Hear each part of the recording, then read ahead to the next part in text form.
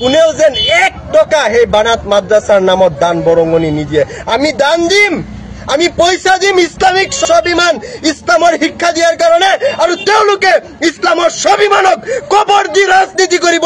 এইটো কি মানি ল'ব পৰা যায় নেকি? কওক। আমি মুছলিম হিচাপে আমাৰ অন্তৰত লাগে, আমাৰ কলিজাত লাগে। আমাৰ কলিজাত ছুৰী আঘাত কৰিছে, গুলি কৰিলেও কিজানি ইমান কষ্ট নহয় যেতিয়া ইসলামৰ ধৰ্মৰ ৰীতি নীতিক যেতিয়া কবৰ দিয়া হয়। কাষ চাপি ইয়াৰ উচিত বিচাৰৰ কাৰণে দাবী জনাব লাগে। কোন যুক্তিত এই মুছলিম সমাজক বিপথে পৰিচালিত কৰিব? কোন যুক্তিত পশ্চিমীয়া সভ্যতাৰ যিবোৰ বাৰ্থডে সেলিব্ৰেশন, কালি খ্ৰীষ্টমাছো সেলিব্ৰেশন কৰি দিব নেকি? খ্ৰীষ্টমাছতো যীশুৰ জন্মদিন, তো যীশুৰ জন্মদিনো পালন কৰি দিয়ক খ্ৰীষ্টমাছ। তো সব হালাল হৈ যায় নেকি ৰাজনীতিৰ কাৰণে?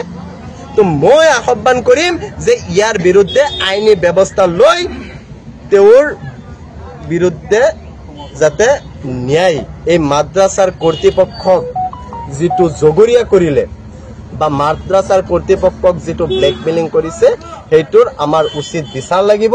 লগতে একেলগে আমি আৰু এটা কথা ক'ব বিচাৰিছো, যেটো বানাত মাদ্ৰাসাত নুৰুল হুদাই হোল্ডিং লৈ একদম মিঠাই বিতৰণ কৰি যেন কি কৈ আছে যে গৌৰৱ গগৈ ডাঙৰীয়া ইমানেই সুযোগ্য সন্তান যাৰ কাৰণে তেওঁ জন্মদিন পালন কৰাত ইছলামক কবৰ দি দিছে, ইছলামৰ বিধি বিধানক কবৰ দি ইছলামৰ যেটো মান মৰ্যাদা গৰিমা স্বাভিমান ধৰ্মীয় স্বাভিমান সব কবৰ দি পেলাই কোন যুক্তিত সেই বানাত মাদ্ৰাসাৰ কৰ্তৃপক্ষই এই জন্মদিনৰ নিচিনা এটা ইছলামক অপৰাধ এটা কাৰ্য কৰিবলৈ দিলে তাৰ জবাব এই বানাত মাদ্ৰাসাৰ কৰ্তৃপক্ষ আৰু কমিটি শিক্ষকসকল যিসকল আছিল সকলোৱে কিন্তু ৰাইজক দিব লাগিব।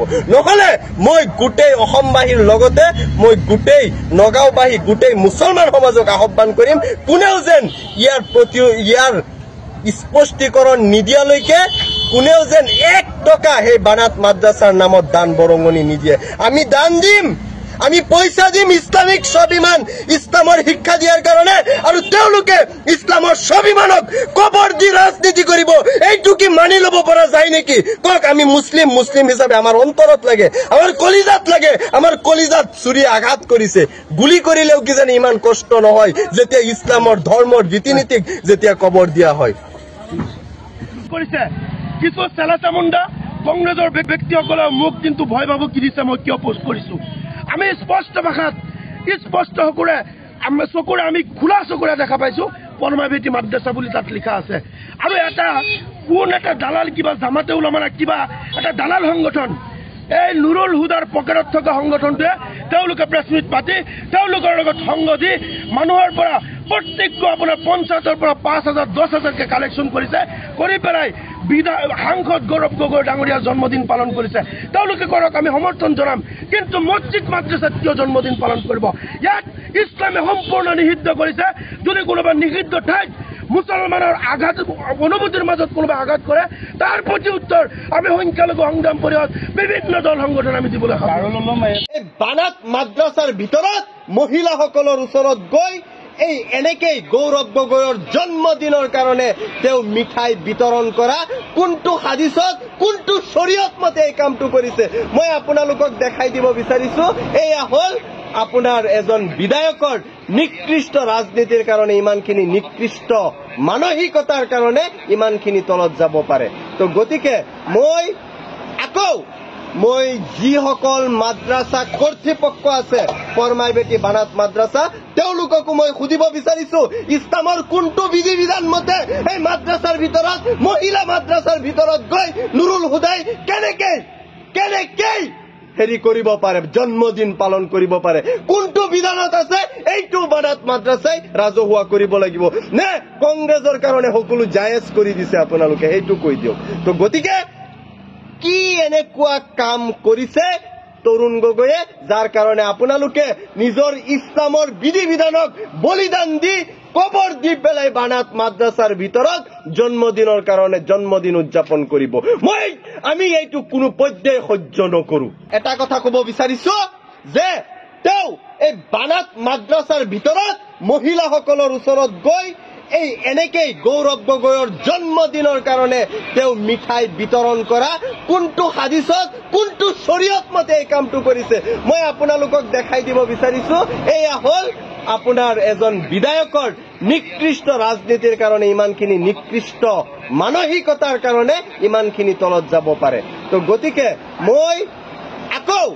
মই যিসকল মাদ্ৰাছা কৰ্তৃপক্ষ আছে ফৰমাই বেটি বানাত মাদ্ৰাছা তেওঁলোককো মই সুধিব বিচাৰিছো ইছলামৰ কোনটো বিধি বিধান মতে এই মাদ্ৰাছাৰ ভিতৰত মহিলা মাদ্ৰাছাৰ ভিতৰত গৈ নুৰুল হুদাই কেনেকে হেৰি কৰিব পাৰে জন্মদিন পালন কৰিব পাৰে কোনটো বিধানত আছে এইটো বানাত মাদ্ৰাছাই ৰাজহুৱা কৰিব লাগিব নে কংগ্ৰেছৰ কাৰণে সকলো জায়েজ কৰি দিছে আপোনালোকে সেইটো কৈ দিয়ক। তো গতিকে কি এনেকুৱা কাম কৰিছে তৰুণ গগৈয়ে যাৰ কাৰণে আপোনালোকে নিজৰ ইছলামৰ বিধি বিধানক বলিদান দি কবৰ দি পেলাই বানাত মাদ্ৰাছাৰ ভিতৰত জন্মদিনৰ কাৰণে জন্মদিন উদযাপন কৰিব আমি এইটো কোনো পৰ্যায়ে সহ্য নকৰো।